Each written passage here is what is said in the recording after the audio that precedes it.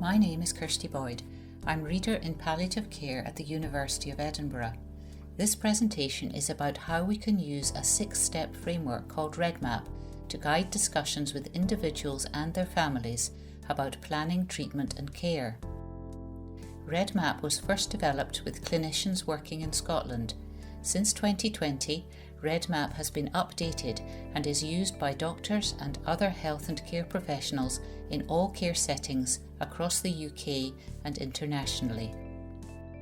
Redmap offers a stepwise approach to conversations about care planning when a person's health is declining gradually or more rapidly. Redmap helps us find out about what matters to each person in this situation.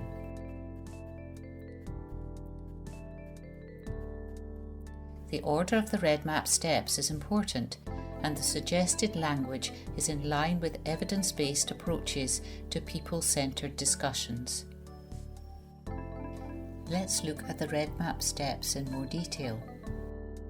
We get ready by choosing a good time and place for the person and having the information we need to share. People benefit from knowing what the discussion is about and why it is important in advance. If a person is able and wants to do that, we always talk with them and encourage them to involve their family and anyone who has a power of attorney for them. If a person lacks capacity for making decisions, these people can help us make decisions that are of most benefit to the person.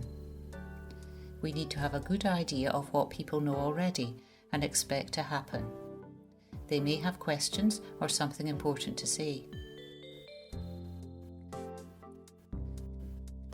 Now we are better prepared to share information tailored to this person and those close to them.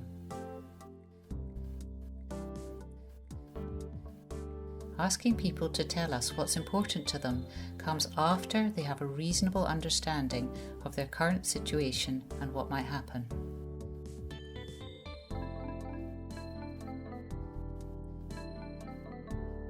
With Redmap, we speak about what we can do first and are clear about treatments that will not work or risk leaving a person in much poorer health. Finally, we make plans for treatment and care that can be recorded, shared and updated. There is good evidence that certain ways of talking about deteriorating health are more effective and reduce distress. Speaking in short sentences with pauses and checking back lets the person take in information, including bad news, and helps you know what they're thinking and feeling. Keeping questions general makes difficult topics less directly personal to an individual. Hypothetical questions and statements let people keep some distance from difficult subjects so they can adjust to being more open. Being hopeful while also knowing things might not go so well is a helpful and widely used coping strategy. Redmap supports parallel planning, where we hope for the best but help people prepare for poorer outcomes and share uncertainty. Negative language can cause harm and may leave people and their families feeling distressed, deprived of care or abandoned. That means words and phrases like withdrawing your treatment or a ceiling of treatment or care. It is better to acknowledge a difficult reality and explore what we can do to help. Being realistic about available options and exploring people's preferences requires careful choice of words. We ask how people would like to be cared for. Then we find out if there's anything specific they do not want to happen. Instead of risking conflict and distress by asking relatives if they want their family member to be resuscitated, we explore what they think the person would say or think about this situation.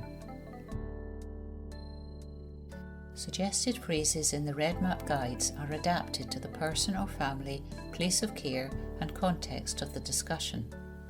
If we are sharing bad news, we need to respond to people's reactions and emotions by listening, acknowledging how hard this is for them, and then moving on to what matters most for them. Here are some examples of aspects of care we may need to discuss. These include talking about the limitations of intensive treatments and whether being at home or in my care home could be the best option if that's possible. Talking about CPR decisions requires clear information and is based on a clinical assessment of CPR outcomes. We find out what people know and explain that CPR is a treatment to restart the heart and breathing after they have stopped. There are 3 main situations. CPR will not work, CPR might work but give a poor outcome, or CPR is not wanted by the person. We explain that we use a DNA CPR record to share information about CPR decisions and that any other treatments that can help will always be given or continued. Redmap can help many staff start or continue conversations with people and their families about thinking and planning ahead for changes in health or care. In complex situations, ask for advice and involve more experienced colleagues. Redmap resources are all free to download from the SPICT website. The Healthcare Improvement Scotland Toolkit includes a page on meaningful conversations and a link to download the Scottish Care Planning prompt cards. NHS Inform offers public information about care planning, including a short video. NHS Education for Scotland has resources for training staff in realistic conversations about shared decision making and care planning. Thank you for listening.